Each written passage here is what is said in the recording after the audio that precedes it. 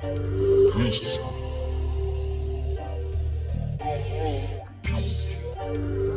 know, whatever the brain doesn't have a word for, it can't see. I teach this all the time. The world is mind, M-I-N-D.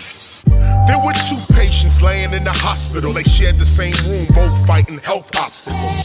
The first patient had his bed by the window. He could see outside and feel how the wind blow. The second patient, his bed was by the wall. No window, he couldn't see nothing at all. So in summary, there was no sun to see. He was laying in the dark looking for recovery.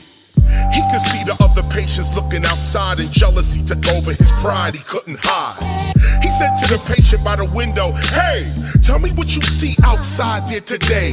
The patient by the window started saying, "I see people walking, talking, I see children playing, cars going by with the booming system." But the patient by the wall could only lay and listen. Bedridden, he couldn't see it for himself, but the descriptions he was given was improving his health. Every day the patient by the window would say what he saw, and every day the patient by the wall wanted more. But what he wanted even more instead was to be in the patient by the window's bed. He wanted the same bed that the patient had. If he could just exchange beds, it would make him glad. So one day the patient by the window was gone, and the patient by the wall knew something was wrong.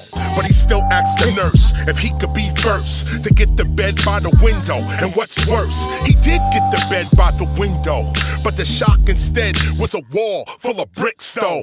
No cars, no people, no scenery, no light, no flowers, no greenery at all. It was like just a brick wall facing the window. He said to the nurse, "I was tricked, yo." The nurse said, "Trick, you'll be fine." But a view of a brick wall he didn't have in mind. And what really blew his mind is when the nurse said, "Cheer up, the previous patient, he was blind." He realized right at that time, you create your reality, the world is mine.